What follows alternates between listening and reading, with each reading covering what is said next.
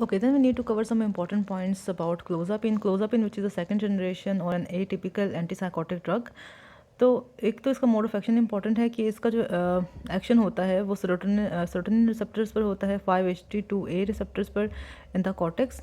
ये as an antagonist act करती है, as a blocker of 5-HT2A receptors act करती है विद इन द कॉर्टेक्स। इसके अलावा इसका D2 रिसेप्टर एंटागनिज्म भी होता है, ये डोपामिन रिसेप्टर्स पर भी एंटागनिस्टिक इफेक्ट पे करती है। और क्लोज़ापिन हम मोस्टली प्रिस्क्राइब करते हैं for the treatment of schizophrenia, ठीक है। स्किज़ोफ्रेनिया के ट्रीटमेंट के लिए यूज़ होता है और चूँकि ये 2 तरह के रिसेप्टर्स पर एक्ट कर रहा है क्लोज़ापिन, इसलिए इसका बहुत इफेक्टिव रोल होता है इन द ट्रीटमेंट ऑफ स्किज़ो।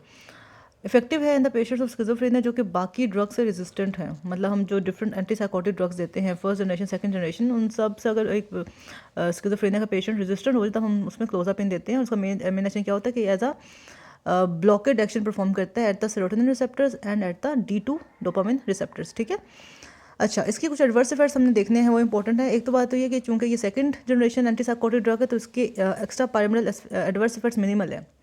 इसके जो दूसरे एडवर्स इफेक्ट आते हैं उसमें हम ऑर्थोस्टेटिक हाइपोटेंशन देखते हैं, जो कि हमने पहले भी डिस्कस किया है लास्ट वीडियो में भी। सिडेशन कॉज कर सकता है, वेट गेन कॉज करता है क्योंकि इसकी मेटाबॉलिक एबनॉर्मलिटीज़ बहुत कॉमन है, हार्ट रेट भी ज़्यादा कर सकता है। इसके अलावा क्लोज़ापिन के साथ हम इंसिडेंस ऑफ सीजर्स भी ऑब्जर्व करते हैं, ज़्यादा होता है इसका रिस्क सीजर्स का, लाइक 2 to 3% इंक्रीज़ होता है। एक ग्रेनुलोसाइटोसिस भी कॉज करता है, ग्रेनुलोसाइट्स का काउंट कम करता है, 1% को इसमें हम देखते हैं कि रिस्क है एक ग्रेनुलोसाइटोसिस का भी।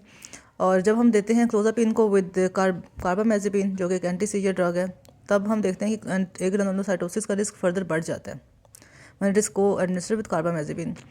और इसलिए हमें जब हम क्लोज़ापिन दे रहे होते हैं, ड्रग थेरेपी इसकी कर रहे होते हैं, साथ में हमने CBC रेगुलरली मॉनिटर करना होता है, ब्लड काउंट भी रेगुलरली मॉनिटर करना होता है। क्लोरप्रोमाजिन जो कि एक टिपिकल एंटीसाइकोटिक ड्रग है, इसके एडवर्स इफेक्ट्स हम ऑलरेडी देख चुके हैं अपनी पिछली एक वीडियो में जिसमें हमने एडवर्स इफेक्ट डिस्कस किए थे टिपिकल एंटीसाइकोटिक ड्रग्स के। तो that is all about the drug clozapine कि ये EPS मिनिमम कॉज करा रही है, ऑर्थोस्टेटिक हाइपोटेंशन है, इसके एडवर्स इफेक्ट्स में सिडेशन है, वेट गेन है, हार्ट रेट ज़्यादा करती है, सीजर्स कॉज कराती है, 50 है ग्रेनुलोसाइटोसिस कॉज कराती है और कार्बामेज़ेपिन के साथ इसका एडवर्स इफेक्ट फर्दर बढ़ जाता है। इसलिए हम इसमें ब्लड काउंट को मॉनिटर करते हैं रेगुलरली जब हम क्लोज़ापिन के साथ एक स्किज़ोफ्रेनिया के पेशेंट को ट्रीट कर रहे हो।